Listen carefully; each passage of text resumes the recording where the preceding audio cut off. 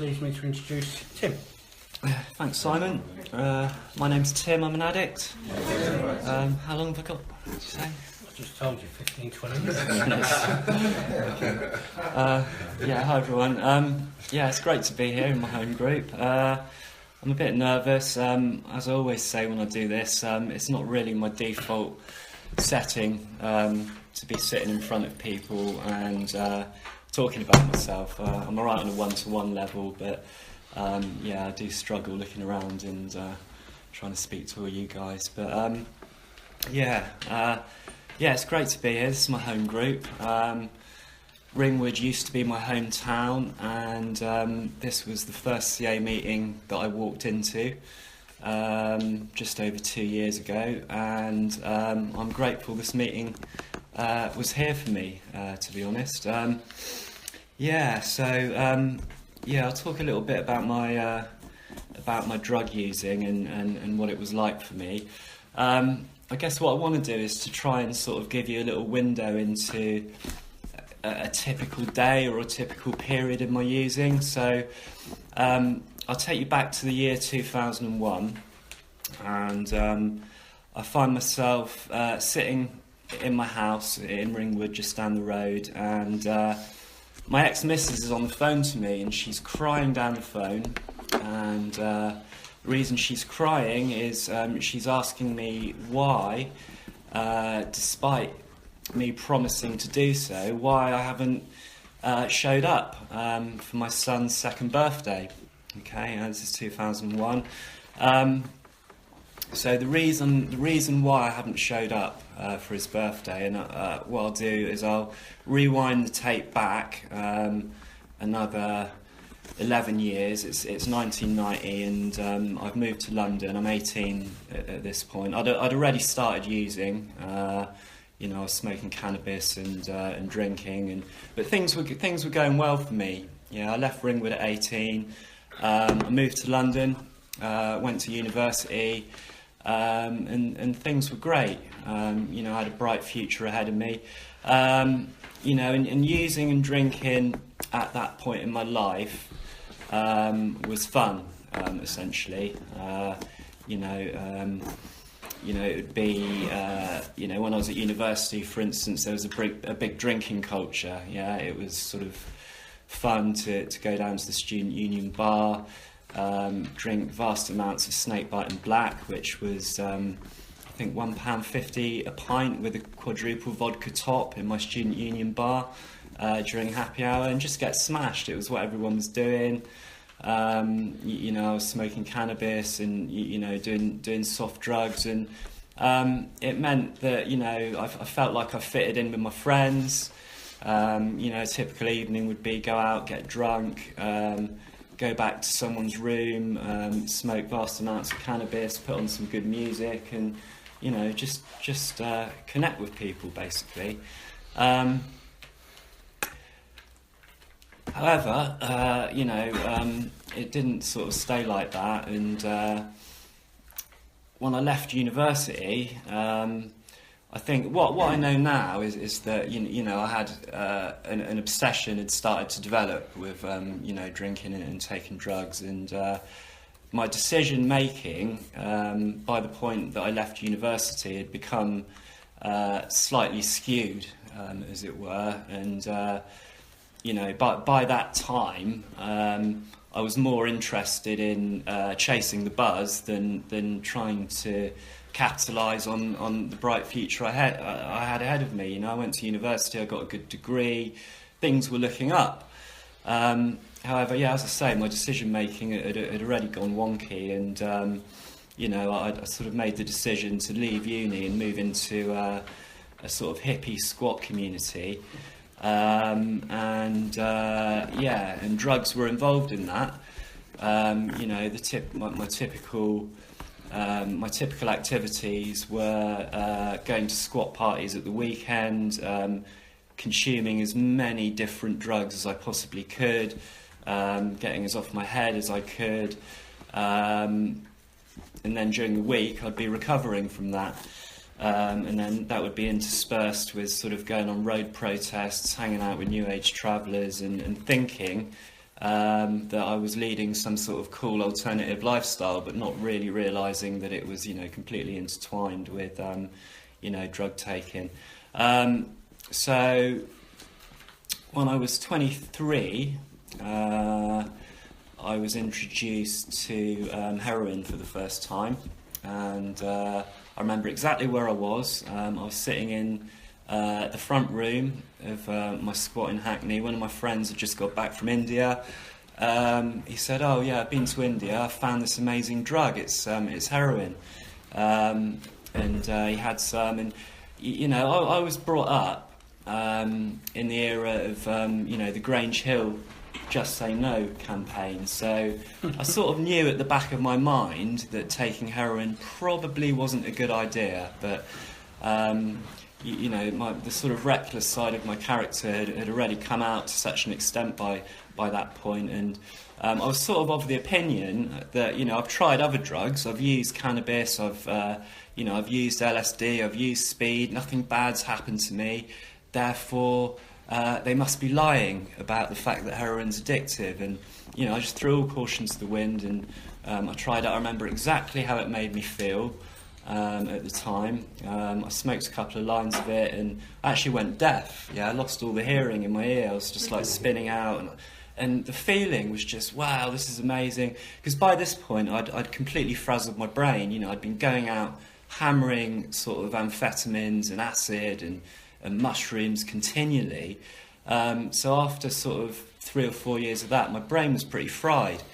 So I smoked a bit of brown, and suddenly all of that went away. It was like, wow, this is what I've been looking for. Very soon I became physically addicted to that, and then from that led on to a methadone script very early on in my addiction, in my physical addiction to opiates. Now, I've got nothing against methadone per se. I'm sure it works for some people, but for someone like myself with a mindset like mine that uses drugs the way that I do, it was a non-starter. It was never really going to work, and basically I was on methadone for 20 years in the end, and it basically turned into a crutch that meant that I could use as many other substances on top of that and never get ill. So fast forwarding back to 2001, my son was born in 1998 in London, and it's a typical thing. I didn't know anything about the disease of addiction back then, and I remember thinking that a significant life event like the birth of my first child may well be enough to sort of snap me out of the mess that I was making of my life. And I remember feeling quite demoralised that when this happened, I was unable to do that. But anyway, 1998, my son was born, and I was just in a hopeless state. I remember the night before he was born, I'd been at another rave, and a friend of mine was there with me, and we were talking, and he said, "Oh, what are you doing after this?" And I sort of said to him, "Well, my missus is in hospital, my son's about to be born." And I remember him looking at me like with horror on his face, because what are you doing here then?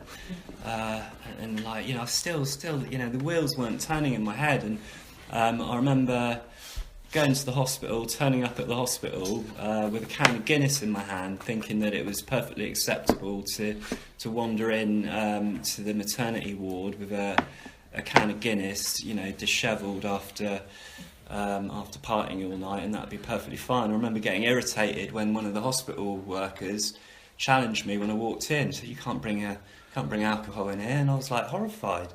My son was born, and me and my missus and my son were a family for about 6 months, and then Understandably, you know, she'd sort of had enough of me after 6 months of sort of promising that I'm going to sort myself out and really wanting to do it, but just being completely unable to do so. So she ends up going back to Croatia with my son. She had a bit of a drug habit herself at that point, so her best option at the time was to take my son back to Croatia while she cleaned up. And at that point, this was 1999, at that point I thought my best option was move out of London, take myself out of the environment that I was in, and move back down to Ringwood. And you know, I really imagined that that was, you know, how you go about, you know, getting over a drug problem. So that's what I did. I moved back down here from London. As I say, my ex and my son were in Croatia, and I did a horrific raw cluck. Didn't sleep for about 3 weeks, and it was pretty horrific. But then things started looking up. I was down here after about a month. I got a pretty good job at JP Morgan in Bournemouth, and yeah, things were looking up. And understandably, with my mindset at the time, I thought I cracked it. You know, I was clean. I had a job. I was feeling quite pleased with myself, to be honest with you.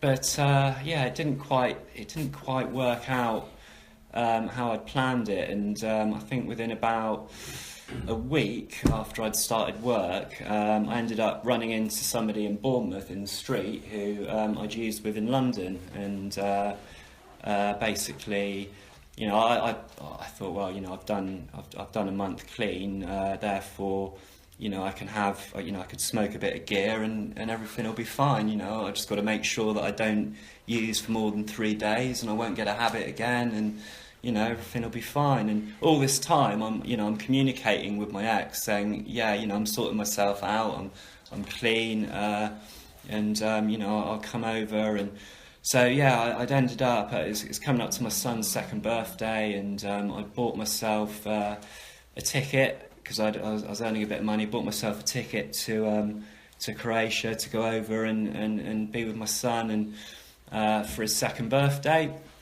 I was on methadone at this point, so I don't know if anyone knows about methadone. It's usually a daily pickup, but I'd spoken to my drug service, and they'd arranged a 2-week holiday script of methadone, so I had a big bottle of methadone, and that was going to see me through my 2 weeks in Croatia. So yeah, the day comes for me to go, and it's an early morning flight from Heathrow, so I make the decision that rather than going up early in the morning, I'll go up to London, I'll stay with my mate in London, and I'll get to Heathrow in time for the flight, and I'll catch my flight and everything's cool. But it didn't really work out that way. So I've got this big bottle of methadone, which is supposed to last me 2 weeks. Before I've even left Bournemouth, before I've even left Ringwood, I've already started drinking the methadone far more than I should have done. I haven't measured it out into doses like it's supposed to be done. So before I've even left my house, I'm already wasted. I end up going to Bournemouth. I decide that, despite the fact I'm not going to be ill, I still think it's a good idea to score some gear. So I score some gear in Bournemouth. I get on the coach to London, and as all this is progressing, my focus on what I want to be doing and should be doing is gradually slipping away. So I get to London, I'm reunited with my friend, and this is someone I used to go out partying with, and he says, okay, there's a rave on in King's Cross this evening, so do you fancy it? So I'm thinking, yeah, okay, I'll go, but you know, I won't do any drugs, I'll just have a drink. So I go to the rave, and then I get there, and you know, I'm starting to take pills, and as it's going on, again, you know, I'm still thinking that I'm going to go back to his house, get up early for my flight, and I'm going to make it. But what happens is I wake up on his floor with half an hour to go to get from Angel to Gatwick Airport. I still think I'm going to do it. I even hail a taxi and say, look mate, can you get me from Angel to Gatwick Airport in half an hour? And the taxi driver's going, no, there's not a chance in hell that you're going to be able to do this. But I'm still thinking, yeah, I'm going to do it. I really want to do it. So I get in the taxi, and it all goes wrong, and I end up back in Ringwood, and you know, with this phone call trying to explain, you know, why haven't I done it, you know, and yeah, I mean that's basically a typical example of the sort of chaos that I lived in. Fast forward it, and this went on for years. Fast forward from 2001 to 2012. I'm basically in Poole Hospital, serious health problems as a result of my using, and that's really when the cogs in my mind started to turn, and I started to get the feeling that I'd had enough, basically. You know, and add into that you know, I'm almost dead in hospital, yet you know, I'm still obsessed. You know, I'm still phoning up my dealer, getting him to bring me drugs into hospital. You know, I'm leaving hospital and finding myself walking down the same street to score again, really not wanting to do it. And I'd written myself off, basically. I thought that I didn't know recovery was possible. I thought I'd be on methadone forever. And, you know, my key workers at my drug service had told me that was an option for me if I wanted it. There was no pressure to come off it. And I started to internalise that. And, you know, the thought of being on methadone and just carrying on, you know, it started to appeal to me, because I didn't know recovery was possible. You know, out of my using friends, you know, no one had really got recovery, and yeah, I'd written myself off. I remember coming out of hospital, going down to my drug service, and having one of my monthly or 2 monthly appointments with the doctor that runs the service. And I remember going in there and you know, talking about my hospitalisation, and I remember looking at him, and he just shook his head, and he looked at me and he said to me, "Look, you know, do you really want to be still coming down here in another 10 years' time?" And I looked back at him, and yeah, I thought, and I asked myself that question. I asked it quietly to myself: do I really want to be coming down here in 10 years' time? And the answer was no, I didn't. And you know, and around about that time, it was a sort of a sequence of events, really, that sort of made me, or got the wheels turning, and you know, made me start to think, you know, ask myself the question: is recovery possible? And a couple of things happened. As I said, I didn't know anybody, you know, in my circle that had recovered, apart from one person. And I knew that he'd gone off to rehab, and I knew that he was in this fellowship.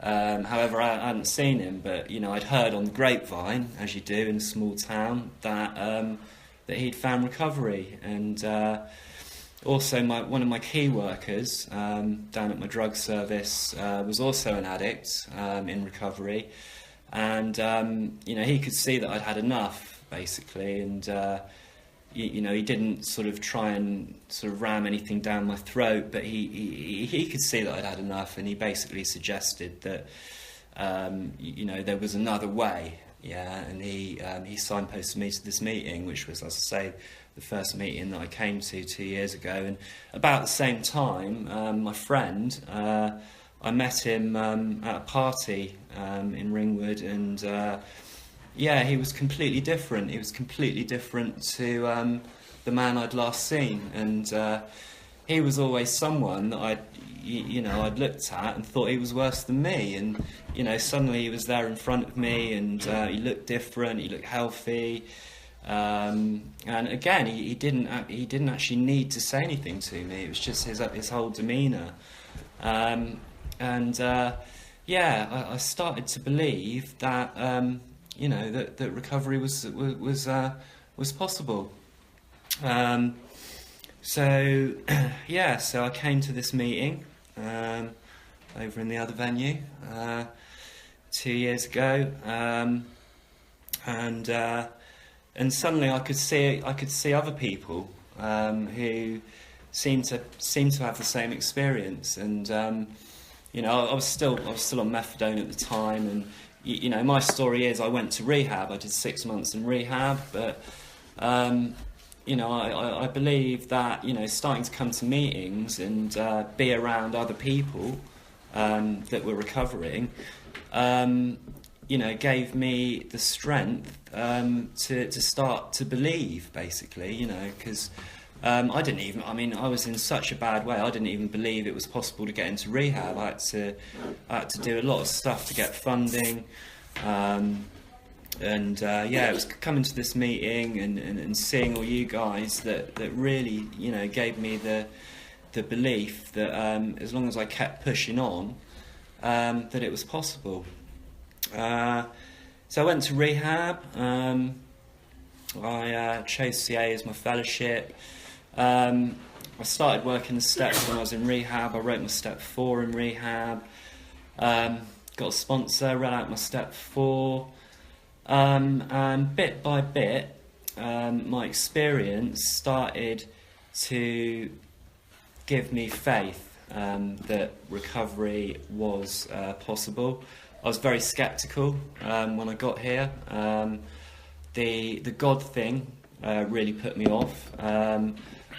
I was of the opinion that this wouldn't work unless I believed in God to begin with, and that wasn't the case. I didn't come in here with a belief. I wasn't an atheist. I suppose if I was going to label myself, I'd say I was an agnostic. But bit by bit, my experience started to tell me that I didn't need to have any sort of concept of God in my head, and it just started to develop, really. And that was basically from I believe it was from praying, things like doing gratitude lists, just simple little stuff, really, looking back. I just basically did what everybody else was doing. I was told to get a home group, so I made this my home group. It seemed like a natural thing to do because it was the first meeting I'd come to. It saved my life, when I needed it. So I made this my home group. I was told to do service commitments. Initially, that was just, I was just suggested get to meetings early, help set up, stuff like that. So I guess I started to feel useful. Started to feel like I had a purpose. I went through the rest of the steps. What do I do now? Still my home group. I've still got a commitment here. I do another commitment, another meeting. I've recently got involved in F&E, I do that as well. I have a sponsor. I sponsor a couple of other people. But I guess it's for me, it's more. I guess I'm uncovering a lot, about myself by working the steps, and it's. I was thinking about it today. It's sort of what recovery is giving me is a set of qualities that I now feel I'm able to apply in the rest of my life. Things like consistency, integrity, honesty, and these are qualities I've always had, I think, but. It's stuff that I've forgotten about along the way, and just being able to uncover that stuff within myself and learn to apply that in practical situations. Like, for instance, now my son is 18, and as part of my amends process, I'm trying to build bridges with him. He's actually out in Croatia again now. What I'm learning is things aren't always rosy. Like for the first bit of my recovery, life was great. I felt like I had no responsibilities, but now, I'm in a position where, I'm able to help my son out with his own problems, and I might not get the response that I want, but the qualities that I'm learning from doing this, like the consistency, you know, that gives me faith that, you know, as long as I keep ploughing away at stuff, you know, things will improve. You know, I've got a few other things going on. I'm on a journey to being fully self-supporting. I don't like slogans, but, you know, I hear this fully self-supporting thing. And I've been on ESA for 3 years, and I've got a medical coming up, and I've been doing permitted work, which I've loved. However, you know, I've now got, you know, my life's changing. You know, I'm starting to think about looking for full-time work, and you know, but despite the fear around that, you know, again, it's, you know, being able to apply the principles of this stuff, and you know, just generally take a different perspective. Like in the past, I'd do anything I could to avoid responsibility, but, you know, now I can sort of take the perspective that things that make me feel uncomfortable, you know, maybe the universe's way of allowing me to affirm to myself that I am capable of actually creating the life that I want now, you know. Yeah, I'm a happy customer. I've got a bit of peace of mind. I've got some faith, and well, I've certainly got more courage than I used to have. So yeah, I can see that it's time. So yeah, I'll leave it there.